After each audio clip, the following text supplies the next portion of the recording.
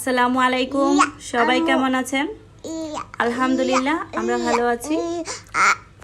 আমি পরি চৌধুরী বলছি নরসিংদী থেকে।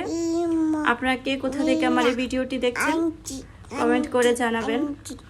আজকে আমি আপনাদের সাথে একটি আমের আচারের রেসিপি শেয়ার করব, সহজ এবং সিম্পল। আশা করি আচারের রেসিপিটা আপনাদের কাছে ভালো লাগবে, আর ভালো লাগলে পুরো ভিডিওটি দেখবেন। এই আমের রেসিপিটা আমি আজকে প্রথমবারের মতো ট্রাই করব, তাই বেশি আম নিলাম না, দুটো আম নিয়েছি। যদি খেয়ে দেখি ভালো হয় তাহলে আবারও বানাবো। আমি একজন আপুর কাছ থেকে ইউটিউবে ভিডিও দেখে এই আমের রেসিপিটা শিখেছি, তাই আজকে ট্রাই করতেছি।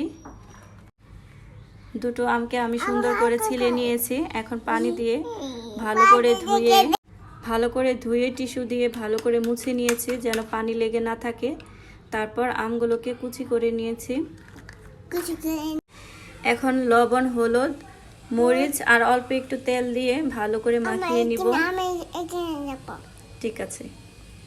আমার সাথে আমার মেয়েও আছে, ওর ভয়েসও শোনা যাচ্ছে, এটা ইগনোর করবেন।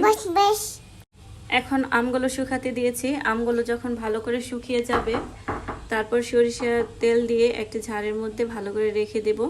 তাহলে আমাদের আমের আচার রেডি হয়ে যাবে। এই আচারের রেসিপিটা আমি একজন আপুর কাছ থেকে দেখছি, আর ওনার বাড়ি হলো বরিশালে।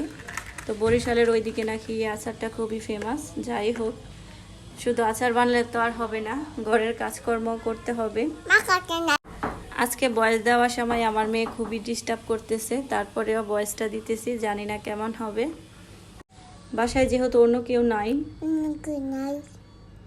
ও সবসময় আমার সাথেই থাকে, তো ও ঘুমালে আমি সবসময় ভয়েস দেই। আজকে অবশ্য তাড়াতাড়ি উঠে গেছে, তাই আর কিছু করার নেই, এখন ওকে নিয়েই ভয়েসটা দিতে হচ্ছে। আশা করি আপনাদের ভালোই লাগবে।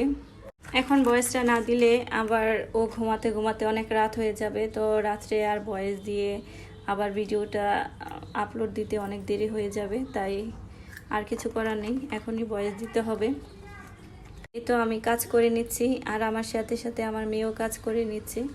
ও আমার সাথে দুষ্টুমি করলেও আমার কাছে ভালোই লাগে, কারণ ও আমার সাথে কাজে অনেক হেল্প করে দেয়। যারা এই পর্যন্ত ভিডিওটি দেখেছেন, ভিডিওটি যদি ভালো লেগে যায় তাহলে ভিডিওটিতে একটি লাইক এবং কমেন্ট করে যাবেন। আর আপনি যদি আমার পেজে নতুন হয়ে থাকেন, চাইলে আমার পেজটাকে ফলো দিয়ে রাখতে পারেন। আর ভিডিওটি যদি ইউটিউব থেকে দেখে থাকেন, তাহলে চাইলে ইউটিউব চ্যানেলটাকে সাবস্ক্রাইব করে রাখতে পারেন। আপনি যদি কাজটা অলরেডি করে থাকেন, আপনাকে জানাই অসংখ্য ধন্যবাদ। আজকের ভিডিওটি এখানেই শেষ।